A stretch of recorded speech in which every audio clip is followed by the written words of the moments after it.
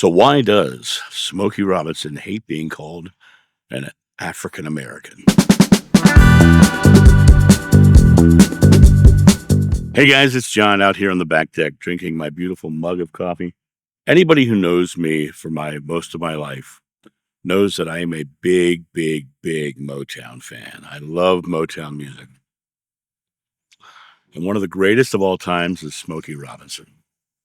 Absolutely adore his music, like I said, Motown in general is my jam, as they would say, right? Um, but Smokey, I just saw a clip of an interview he did on CNN talking about why he hates being called an African American. And hate's probably a too strong of a word for such a beautiful soul like Smokey, but let's just say dislikes instead. Um, I I applaud him for coming out and saying this because there's an experience in our world where we like to delineate classes by race, creed, color, sexual orientation. We tend to start to differentiate ourselves, down into classes other than just being beautiful humans. And Smokey Robinson, on this interview clip that I saw, uh, he was being asked why he disliked being called African American. He says because he thinks that it diminishes being an American. It literally takes him away from being just an American. He says, "I live in America. I raised my family in America. My ancestors cultivated the land in America." He says the only delineation of African American is because I am of color and my ancestors in the past were brought from another continent. But to diminish what I'm doing here in the present is to keep me in a place that is not included into the American experience. And I applaud him for saying it, but I think it doesn't go far enough. I think we need to get rid of the American experience and make it the earthly experience or the human experience or the life experience. Because, if tomorrow aliens land in the front yard and they're all nice people or nice aliens, we would be delineating them, right? And rather than just simply loving them. When I look at Smokey's comments this morning, I really do applaud him for breaking free of the labels, because the labels, the delineations, is where people draw lines, and once those lines are drawn, then people want to struggle and they want to fight, they want to argue, they want to defend.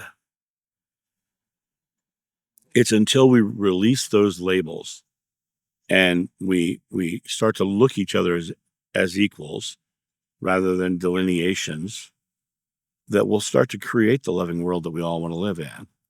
But until we break free of the labels of division and difference and start thinking ourselves as one, then we won't be living in a world of one. And I love when Smokey this morning was talking about the idea that, I grew up in America. My family's raised in America, and I'm proud of being an American.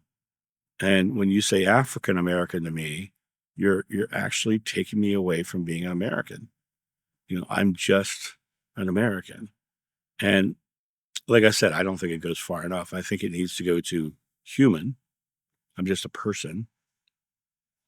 But it does bring up that bigger struggle. These labels that we create to divide people from who they are, that put people into different social status, it really is antithetical to love. It's antithetical to everything Jeshua taught. He didn't delineate people by anything, and it's proven over and over again in the Bible. He didn't chastise the Roman soldier. He didn't ignore the Samaritan woman. He went and he hung out with the lepers. He did all kinds of things, right? He never delineated. There's a part in the Bible where they said, people asked, why is your master, dining with those type of people? Well, those type of people were the delineations. Those type of people were the separations. Those type of people are the is the language of division. If God is love and we are one with God, as the Bible says, then everybody is part of God. And no matter what they look like, where they pray, who they love, we're all part of God in this oneness of God. And to delineate creates opportunity for division. And to stand on the platform of, I am this, so you must respect me, you're just kind of forcing an argument. We all need to start just respecting one another as beautiful people with wonderful backgrounds, be it our Native American heritage, our African heritage, our Irish heritage, our German heritage. That's just heritage. That's not a delineating line. And the delineating lines need to go away. And I love the fact that Smokey was brave enough to come out and say that today, because that's a very brave statement for someone to make, especially in a marginalized culture like the blacks in America, the African Americans, right? By marginalizing them in any shape or form, and for someone to come out and say, I will no longer be marginalized, I will just be, in his case, an American, that's a huge, brave stance. And it proves why Smokey Robinson is still one of the greatest of all time, because that beautiful soul within him is coming out and speaking the truth and showing the division in this country, but even more so showing the division in our world. We need to love one another. And I think that's his message. I think that's what he's talking about. And that to me is a beautiful message and a beautiful song.